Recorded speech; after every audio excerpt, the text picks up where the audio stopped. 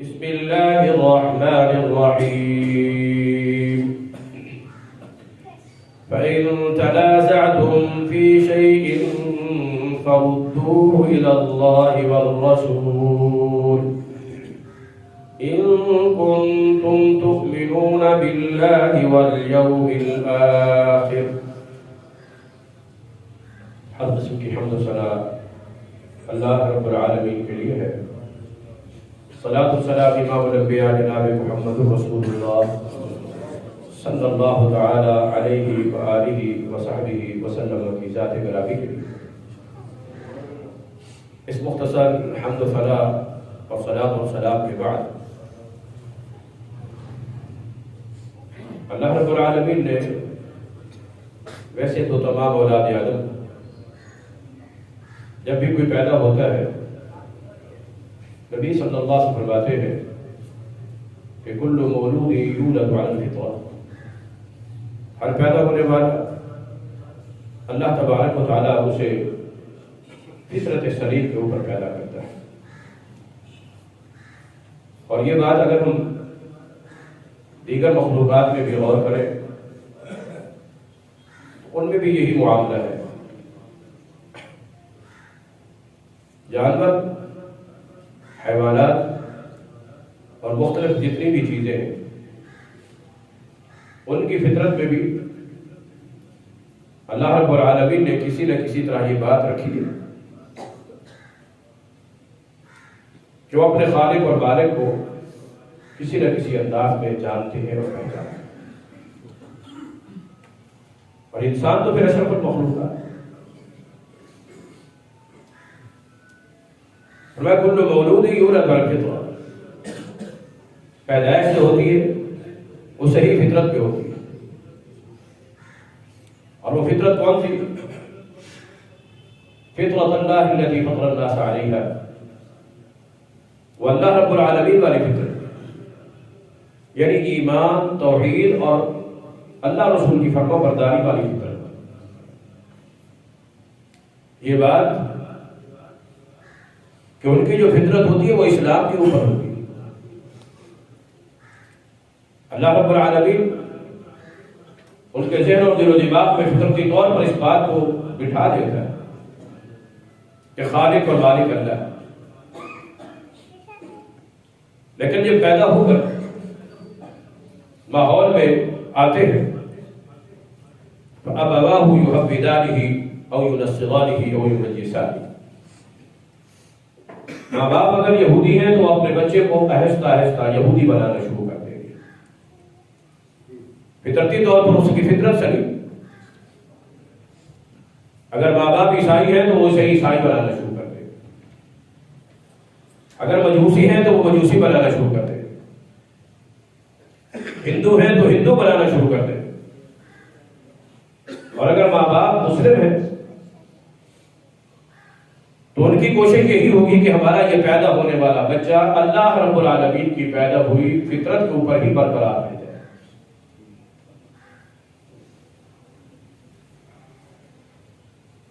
عقلی اعتبار سے بعض انسان ایسے ہوتے ہیں جن کی سوچنے سمجھنے کی صلاحیتوں میں بھی فرق ہوتا ہے. ہم دیکھتے ہیں عورت معاشرے میں کچھ بچے، کچھ لوگ ایسے ہوتے ہیں جن کا آئی کیو لیول بڑا ہائی ہوتا ہے. بچوں میں بھی دیکھ لیجیے بعض اوقات بڑی جلدی سے کسی بات کو پک کرتے ہیں فوراً، اور بعض دھیمے دھیمے ذرا تھوڑا. یہ جو اللہ رب العالمین کی عطا کی وہی صلاحیتیں ہیں، ان صلاحیتوں کی بنا پر ذہن میں، عقل میں، سوچ میں بسا اوقات فکر میں اختلاف پیدا ہوتا ہے. اور یہ بھی فطرتی بات ہے. رنگ و نسل میں بھی اللہ رب العالمین نے فرق رکھا. تو ذہنی صلاحیتیں اور استعداد ان میں بھی اختلاف. اسی وجہ سے بعض اوقات آپس میں رائے بھی کبھی کبھی ایک دوسرے سے مختلف ہو جاتی ہے. اختلاف رائے کا پیدا ہونا کوئی بڑی بات نہیں ہے، کوئی بری بات نہیں ہے، کوئی غلط بات نہیں ہے. یہ فطرتی چیز ہے، تگڑی چیز. لیکن اس اختلاف کے بعد کسی بھی غلط سوچ کے اوپر ڈٹ جانا، جم جانا اور اس کے اوپر عصبیت کو اختیار کر لینا، تعصب کو اختیار کر لینا، شدت کو اختیار کر لینا، یہ چیز صحیح ہے۔ ایک تو برداشت کا وعدہ بھی ہونا چاہیے، اور دوسری بات یہ کہ اس اختلاف کو حل کرنے کے لیے کچھ اصول اور ضابطے بھی ہونے چاہیے۔ یہ نہیں ہوتا کہ بس جو کچھ میں نے کہہ دیا بس یہی ٹھیک ہے، بس باقی سب غلط۔ اگلا بندہ بھی یہی سوچ سکتا ہے، کہہ سکتا ہے میں ٹھیک ہوں اور آپ غلط، اور عموماً یہی ہوتا ہے۔ اور پھر اختلافات کو بنیاد بنا کر آپس میں نفرتیں، تفرقہ بازی اور اختلافات، اور ان کو اتنی شدت اور ہوا دینا اور بڑھانا چڑھانا۔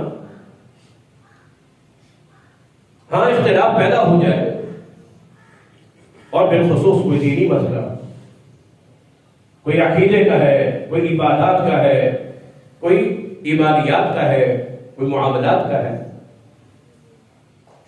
اسلام، دین اسلام جو اللہ رب العالمین کا نازل کیا ہوا دین ہے، آخر اس نے بھی تو ہمیں کوئی لائحہ عمل دیا ہوگا نا۔ دنیاوی طور پر ہم کوئی کنبہ، قبیلہ، برادری یا کچھ لوگ سوسائٹی کو کمیونٹی اکٹھی سوچتے ہیں کہ کسی بندے کو یار بیچ میں ڈال کر اس مسئلے کو حل کر لیں۔ اہل ایمان کے لیے، اہل اسلام کے لیے سب سے بڑی ذات اللہ رب العالمین کی ہے، اور اس کے بعد اگر کوئی شخصیت ہے تو محمد رسول اللہ صلی اللہ علیہ وسلم۔ اگر مسلمانوں میں، اہل ایمان میں، کلمہ گو لوگوں میں، اپنے آپ کو اسلام کے ساتھ وابستہ کرنے والے لوگوں میں جو اختلافات پیدا ہو گئے، اور پھر اس کی بنیاد پر فرقے، مذاہب، مذاہب، جماعتیں، تنظیمیں، گروہ در گروہ، یہ اسلام کا طریقہ نہیں تھا۔ قرآن کریم میں اللہ رب العالمین نے فرما دیا کہ فَإِن تَنَازَعْتُمْ فِي شَيْءٍ فَرُدُّوهُ إِلَى اللَّهِ وَالرَّسُولِ۔ اگر کوئی تنازع ہو، کوئی اختلاف ہو، کوئی جھگڑا ہو، تو اسے اللہ کی طرف لے آؤ، رسول اللہ صلی اللہ علیہ وسلم کی طرف لے آؤ۔ اللہ تعالیٰ کی طرف لے آئے تو کیسے؟ اللہ ذاتی طور پر تو عرش پہ ہے، اس کا علم، طاقت اور قدرت پوری کائنات میں، لیکن ہم اللہ تعالیٰ کے پاس اس مسئلے کو کیسے لے کر جا سکتے ہیں؟ اس کا بھی حل نبی فرماتے ہیں کہ اعرضوا علی کتاب اللہ، اگر کوئی ایسا معاملہ ہے، مسئلہ ہے، اس کو کتاب اللہ کے سامنے، یہ اللہ کی کتاب ہے، یہ اللہ کا قرآن جو اللہ نے نازل کی، جو ھدی للمتقین ہے، اور جو اللہ اکبر اللہ کا کلام ہے، تو اللہ کے پاس لے آنے کا مقصد اللہ کے کلام کے پاس لے آؤ، اللہ کے قرآن کے پاس لے آؤ، جو اللہ کی نازل کو ہی کتاب ہے، اس کے پاس لے کر آؤ۔ یبر رسول، جو اللہ تعالیٰ نے اپنا نمائندہ بھیجا ہے، رسول محمد صلی اللہ علیہ وسلم، ان کے پاس لے۔ عمر بن خطاب رضی اللہ عنہ بیان کرتے ہیں، ہم بھی مسلمان، صحابہ کرام بھی مسلمان، مگر تھوڑا فرق ہے، وہ براہ راست قرآن کے نزول کے شاہد اور گواہ ہے۔ جب کسی مقدمے کو کمزور کرنا ہو تو گواہوں کے اوپر جرح کر دو، اگر اعتبار نہ رہے تو مقدمہ ہی کا ہو جاتا ہے۔ جی اگر اسلام کے جو گواہ ہے، قرآن کے نزول کے جو گواہ ہے، نبی صلی کی سنتوں کے، سنن کے، اعمال کے، حدیثوں کے جو گواہ ہیں، وہ صحابہ کرام رضوان اللہ۔ اگر انہیں ہی مخدوش قرار دیا جائے تو پھر اسلام بچتا ہی نہیں ہے۔ ہم تو نبی کی سنت سے اور سیرت سے بچنے کے لیے بسا اوقات کچھ مذہبی طبقہ ایسا سلسلہ اختیار کرتا ہے کہ صحابہ کو مشکوک کر دو، لہذا نبی صلی کی سنت ہمارے لیے اہمیت نہیں رہ گئی۔ لیکن یہ سوچئے کہ اگر وہ صحابہ کرام بھی مشکوک ہو گئے کہ ہم اس بنا سے ان سے مشکوک قرار دے رہے ہیں کہ حدیث، سنت، نبی کے اسوہ حسنہ سے جان چھڑانی پڑ جائے، تو اس کے نتیجے میں تو قرآن بھی مشکوک ہو جائے گا، نعوذ باللہ من ذالک۔ کیوں؟ ہم تک اللہ کے کلام کو، قرآن کو نبی صلی اللہ علیہ وسلم سے سن کر پہنچانے والے کون ہیں؟ صحابہ کرام رضوان اللہ۔ اگر صحابہ کی شخصیت کو متنازع بنا دیا جائے، دین پورے کا پورا یہ متنازع ہو جائے گا. صرف یہ نہیں، رسول اللہ کی ذات بھی متنازع ہوگی، اللہ کی توحید بھی متنازع ہوگی. ایمان مکمل کا مکمل جو ہے نا وہ دھڑام سے نیچے جا رہی ہے. جب یہ گواہان نبوت نبی صلی اللہ علیہ وسلم کی نبوت کی گواہی کس نے دی؟ صحابہ کرام رضوان اللہ علیہم. اگر نبی صلی اللہ علیہ وسلم کی نبوت کے گواہی متنازع ہو جائے، مشکوک ہو جائے، تو پھر نبی صلی اللہ علیہ وسلم کی نبوت ہی مشکوک ہوگی.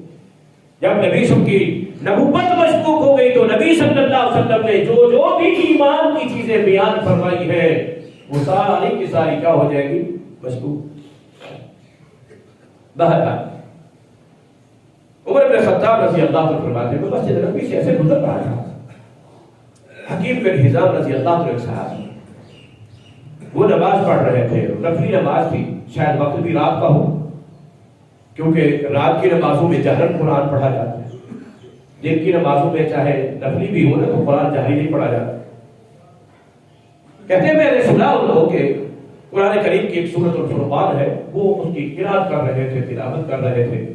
میں یوں ہی پاس سے جب گزرا مجھے لگا کہ یہ ایک دو لفظ جو ہے جو پڑھ رہے ہیں، قرات کر رہے ہیں سورت کے، یہ ایسے تو مجھے نبی صلی اللہ علیہ وسلم نے سکھائے تھے، اور میں نے بذات خود یہ سورہ فرقان جناب محمد رسول اللہ صلی اللہ علیہ وسلم سے خود سیکھی تھی. نبی صلی اللہ علیہ وسلم نے مجھے خود پڑھائی تھی، کی تعلیم نبی صلی اللہ علیہ وسلم نے مجھے سکھائی تھی. جو الفاظ اور تلاوت کا انداز اور پڑھنے کے طریقے نبی صلی اللہ علیہ وسلم نے مجھے بتائے تھے، میں پاس سے گزرا، میں نے سنا تو مجھے اس سے الگ معلوم ہوئے. الگ اللہ. آج کل ہمارے ہاں رسم رواج اور غلط طور طریقے، دین کے نام پر من گھڑت بنائی ہوئی چیزیں، ایسا دین کا ان کو برینڈ خدا نخواستہ بنا دیا گیا ہے کہ اگر صحیح چیز پیش کی جائے تو لوگ اس کو تعجب کی نگاہ سے دیکھتے ہیں اور اثر کے اوپر تعجب کرنے لگ جاتے ہیں. اچھا یہ مسئلہ بھی قرآن میں ہے، اچھا یہ بات بھی حدیث میں ہے. وہ تعجب محسوس ہوتا ہے، عجیب محسوس ہوتا ہے. اس کی وجہ یہ کہ ہم نے کبھی اصل کے ساتھ اپنا وہ تعلق جوڑا نہیں ہے جو ہونا چاہیے. کہ ہمیں اصل کا اگر علم ہوگا تو پھر ایک اصل حکم ہمارے سامنے آئے گا، ہمیں اس کے آنے پر کوئی تعجب نہیں ہوگا، قرآن کی آیت کے آنے پہ تعجب نہیں ہوگا، نبی صلی اللہ علیہ وسلم کی کسی حدیث کے آنے میں، نبی صلی اللہ علیہ وسلم کی کسی سنت کے علم میں اب آنے پر ہمیں تعجب نہیں ہوگا. جب ہمیں آگاہی پوری ہوگی، اویئرنیس پوری ہوگی تو پھر ہمیں یہ تعجب نہیں ہوگا. ہاں جب ہمارا تعلق ان چیزوں کے ساتھ مضبوط ہوگا، اس کے مقابل، اس کے اپوزٹ، اس کی ضد کے طور پر کوئی رسم ہوگی وہ ہمیں تعجب محسوس ہوگا. اس کے خلاف کوئی چیز ہوگی اس میں ہمارا ایمان بھڑکے گا، ہماری غیرت جاگے گی. بھئی یہ کیا ہو رہا ہے؟ کسی گناہ کو دیکھ کر، کسی رسم کو دیکھ کر، کسی رواج کو دیکھ کر اللہ اللہ. قرآن کریم میں اللہ رب العالمین نے اہل ایمان بندوں کی یہ تعریف کی ہے کہ وہ برائی کو نہ خود پسند کرتے ہیں، نہ برائی کو وہ اچھی نگاہ سے دیکھتے ہیں، پرکھ لیتے ہیں. یہ گناہ ہے، یہ برائی ہے، یہ بے حیائی ہے، یہ شریعت کے خلاف ہے، یہ رسم ہے، یہ رواج ہے. وہ کھٹکتا ہے ان کے دل میں کہ جب وہ اصل دین کو جانتے ہیں، سمجھتے ہیں، پہچانتے ہیں، پھر دین سے ہٹ کے جو چیز آئے گی اس پہ تعجب ہوگا.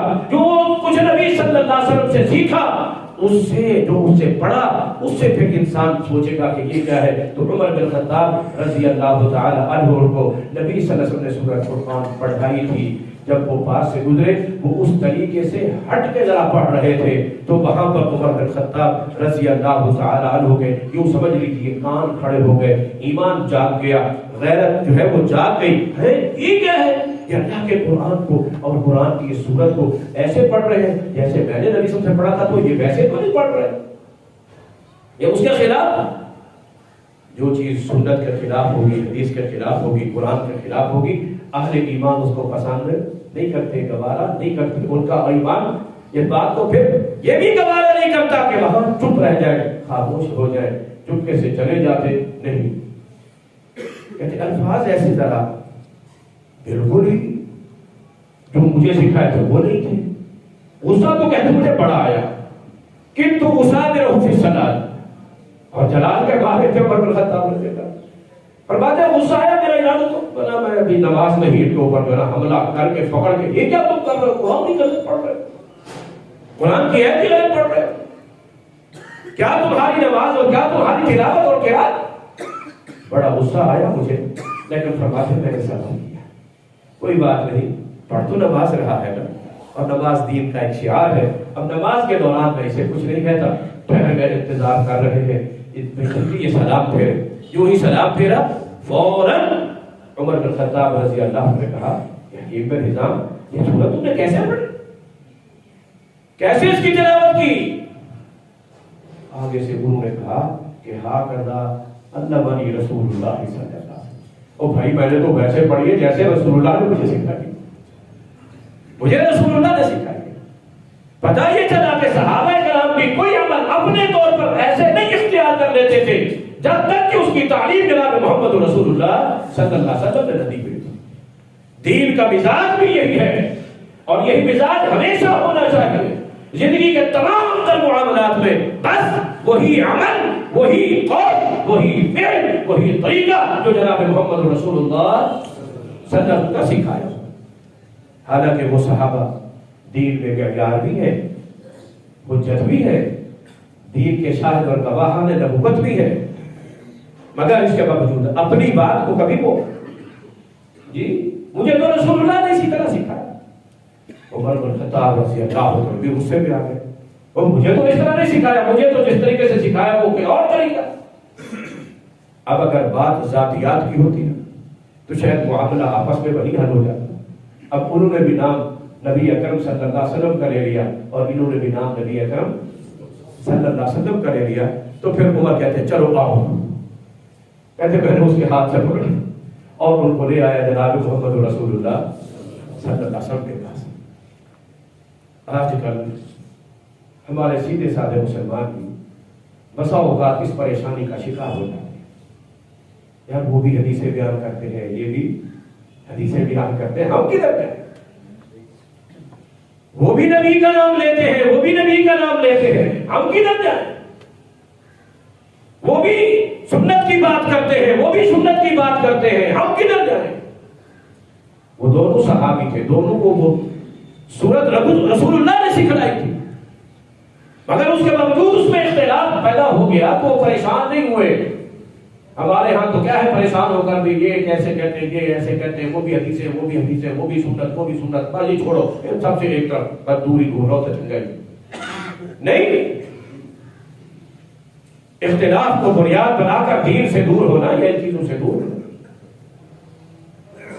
کبھی کبھی اختلاف جو ہے نا کم علمی اور کم فہمی کی بنا پر بھی ہوتا ہے، کم علمی اور کم فہمی کی بنا پر۔ نبی اکرم صلی اللہ علیہ وسلم نے ایک صحابی کو ایک علاقے میں زکوٰۃ کی وصولی کے لیے بھیجا، بڑے جلیل القدر صحابی، ظاہر ہے کہ اس شخص کو نبی صلی اللہ علیہ وسلم نے اپنے وزیر مال کے طور پر بھیجا ہو، زکوٰۃ کے احکام مسائل بھی وہ لوگ جانتے تھے کہ کس سے کتنی زکوٰۃ لینی ہے، سارا حساب کتاب آتا تھا۔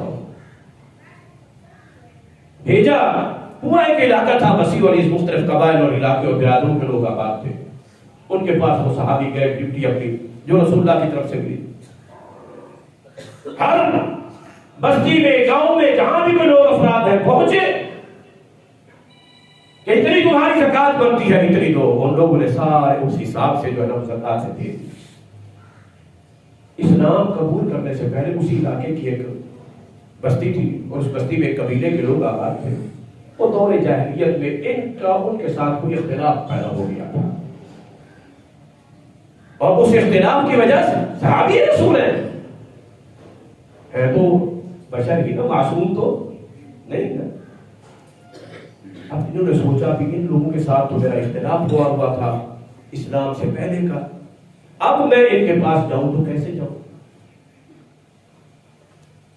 اور ان کو بھی پتہ چل گیا تھا کہ رسول اللہ نے اس بندے کو زکوٰۃ کی وصولی کے لیے بھیجا ہے، زکوٰۃ کی وصولی کے لیے بھیجا ہے۔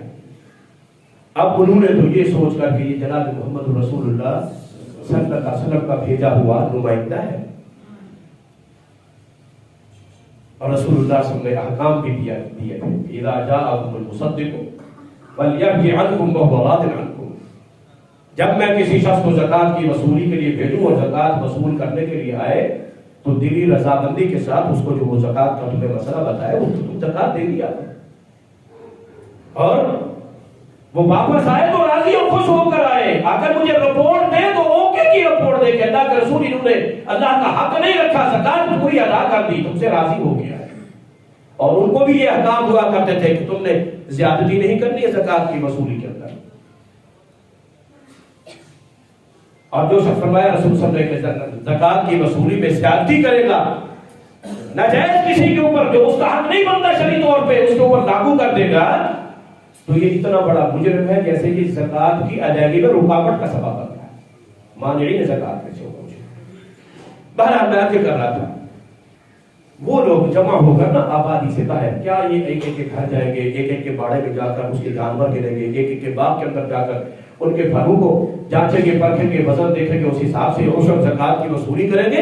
انہوں نے اپنے اپنے طور پر جو شریعت کے اصول اور ضابطے تھے ان کے مطابق اپنا حساب کتاب لگا کے زکوٰۃ جمع کی، صدقہ جمع کیا، عشر زکوٰۃ جمع کیے، اور آبادی سے باہر لے کر آ کر لے کر جانور بھی، اونٹ بھی، جیسے رسول صلی اللہ علیہ وسلم نے فرمایا تھا اتنے اونٹوں کے اوپر اتنے اونٹ، اتنی بکری کے اوپر اتنی بکریاں، اتنی گائے کے اوپر اتنے گائے، اتنے بھیڑوں کے اوپر اتنی بھیڑیں، وہ اپنے حساب سے جو تعلیمات نبی صلی اللہ علیہ وسلم کی تھی، اور اس وقت یہ معلومات ایک ایک فرد کو مسلمانوں کے ہوا کرتی تھی، کم از کم فرائض کے متعلق۔ آج فون کرنا پڑتا ہے، استاد جی اتنے تولے زکوٰۃ ہو تو کتنے زکوٰۃ بنے گی، اتنے تولے سونا ہو تو کتنی زکوٰۃ بنے گی، اتنے کا بزنس اور کاروبار ہو تو کتنا، کس کن چیزوں میں ہمارا اکثر جو سوال ہوتے ہیں وہ یہی ہوتی ہے کہ ایگزیمشن ہمیں کہاں کہاں مل سکتی ہے، چھوٹ کہاں کہاں مل سکتی ہے، کہاں کہاں سے ہمیں جو ہے۔ اللہ کل ہی ایک فون آیا، بندے فون میں میں 3 طلاقیں نا الگ الگ دے کر بیٹھ گیا ہوں، اب کوئی حل ہو، گنجائش گھر کا گنجائش آپ نے رکھنی تھی، آپ نے نہیں رکھی، اب میں کہاں سے نکال کے دے دوں؟ آپ عبداللہ بن عمر رضی اللہ کے پاس ہے، میں نے 3 طلاقیں دے دی، اب افتخاری بات میرے لیے بات تو کہ دروازہ تو کھول دو۔ عبداللہ بن عمر فرماتے ہیں دروازہ تو نے آپ بند کر دیا، میں اس کو کیسے کھول سکتا ہوں؟ اچھا وہ صحابہ جو تھے نا، جو بستی والے تھے، وہ زکوٰۃ لے کر آ گئے، اور یہ آئے دور سے، انہوں نے دیکھا یہ اتنے لوگ جمع ہیں، اونٹ گھوڑے بکریاں، یہ پتہ نہیں میرے ساتھ لڑنے کے لیے باہر نکل کے آئے ہوئے ہیں۔ انہوں نے ہی وہاں سے اپنا گھوڑا واپس، اپنا قافلہ واپس لیا اور سیدھا مدینے جا پہنچے۔ میں بتا رہا ہوں اختلاف کیسے پیدا ہوتا ہے۔ اور آگر رسول اللہ صلی اللہ علیہ وسلم کو رپورٹ دی، فلاں قبیلے والے نے یہ زکوٰۃ دی ہے، فلاں نے یہ دی ہے، فلاں نے یہ دی ہے، فلاں نے دی ہے، میں گیا ہوں، وہ تو آبادی سے باہر ایسے نکلے ہوئے تھے جیسے میرے ساتھ لڑنے کے لیے، میں وہاں سے واپس آ گیا ہوں۔ ابھی یہ باتیں ہو رہی ہیں، نبی صلی اللہ علیہ وسلم کی، دیکھیے اللہ کے رسول ہیں، صحابہ کو فرما رہے کہ ان لوگوں نے اچھا زکوٰۃ دینے سے انکار کر دیا میرے اس آنے والے بندے کے مقابلے میں۔ اللہ اب دیکھیے نبی صلی اللہ علیہ وسلم کے پاس اگر علم غیب ہوتا تو آپ اس کو فرما دیتے بھائی آپ ایک تو وہاں سے ویسے ہی واپس چلے آئے، وہ لوگوں کے پاس گئے نہیں ہو، اور انہوں نے تو آپ کو انکار ہی نہیں کیا، وہ تو الٹا دینے کے لیے آئے ہوئے تھے، تو علم غیب نہیں تھا، صرف اس کی بات کو سن کر آپ نے فرمایا خالد بن ولید تیار ہو جاؤ، لشکر تیار کرو، جاؤ، جا کر زبردستی حملہ آور ہو کر ان سے زکوٰۃ کا حق وصول کر دے گا۔ یہ ابھی گھوڑے جنگی ساز و سامان تیار کرنے کے لیے اٹھ کھڑے ہو ہی رہے تھے، اتنے میں وہی قبیلے کے لوگ، قافلے کے لوگ ان اونٹوں بکریوں کو اور بھیڑوں ساز و سامان سمیت مسجد نبوی کے دروازے سے آتے ہوئے دکھائی دی۔ اللہ نبی سے سب حیران ہوتے، یہ کیا؟ انہوں نے کہا ہے اللہ کے رسول صلی اللہ علیہ وسلم، ہمیں پتا چلا تھا کہ آپ کا یہ بھیجا ہوا بندہ آیا ہے، ادھر ادھر سے زکوٰۃ وصول کر گیا ہے، اور ہمارے پاس نہیں آیا، پتہ نہیں شاید آپ کو ہمارا مال لینا پسند نہیں آیا، یا اللہ کو پسند نہیں آیا، یہ ہمارے پاس نہیں آئے، ہم تو انتظار میں تھے سارے اکٹھے ہو کر تاکہ ان کو ایک ایک در پہ جا کر تکلیف نہ اٹھانی پڑے، سارے اکٹھے ہو کر ہم تو انتظار میں تھے، پتہ چلا یہ وہاں سے آ رہے ہیں، راستے میں ہی واپس آ گئے ہیں، اب ہم وہی جو جتنی بھی ہماری زکات بنتی تھی ہم آپ کی خدمت میں پیش کرنے کے لیے آ گئے۔ اب دیکھیے اختلاف کیسے پیدا ہو، ان لوگوں میں بھی ہو جاتے تھے، ہم میں بھی ہو جاتے ہیں۔ پھر رسول اللہ صلی اللہ علیہ وسلم سے پوچھا، ہاں بھائی اب بتاؤ۔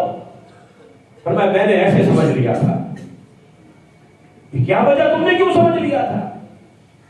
کہا اس لیے کہ اسلام جب یہ بھی مسلمان نہیں تھے، میں بھی مسلمان نہیں تھا، ہمارا ان کے ساتھ آپس میں کسی معاملے میں اختلاف تھا اور لڑائی تک نوبت چلی گئی تھی، اور میرے دل میں وہ بات شاید شیطان نے ڈال دی تھی، اس لیے یہ سوچ کر کہ کہیں یہ میرے ساتھ لڑنے جھگڑنے کے لیے تو تیار نہیں ہو گئے، تو میں اس لیے واپس چلا آیا۔ اللہ اکبر۔ قرآن کریم کی آیات نازل ہو گئی، قرآن کریم کی اذا جاءکم فاسق بنبأ فتبینوا، جب کوئی اس انداز کی کوئی خبر لے کر آئے نا ذرا پہلے اس کی تحقیق بھی کر لیا کرو کہ بات صحیح سچی ہے یا نہیں ہے۔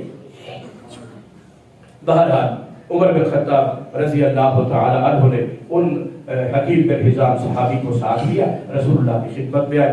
رسول اللہ نے پہلے تو فرمایا اللہ اس کو چھوڑ دو، بعض روایات میں آتے ہاتھوں سے پکڑ کے لے آئے، اور بعد میں آتے کہ بعد میں نماز کے بعد حضرت عمر نے نا کپڑا اس کے ان کی گردن میں ڈال کے ایسے پیار سے واپس سے پکڑ کے لے آئے، اور رسول اللہ نے فرمایا پہلے تو اے عمر اس کو چھوڑ دے۔ بات سنی تھی آپ سورہ فرقان میں نے آپ سے پڑھی ہے، آپ نے تو مجھے اس طریقے پر پڑھائی، یہ اس کو میں نے پکڑا ہے، ایک رات پر پڑھ رہا تھا، یہ اور طریقے سے پڑھ رہا تھا، علی غیر ما قرأتنیھا، جو وہ طریقہ آپ نے مجھے پڑھایا تھا اس طریقے پر نہیں تھی۔ اس کو میں نے پوچھا، یہ کہتے ہیں مجھے رسول اللہ نے پڑھایا ہے، نبی فرمایا اس کو چھوڑ، پہلے تو تم سورہ فرقان مجھے سناؤ۔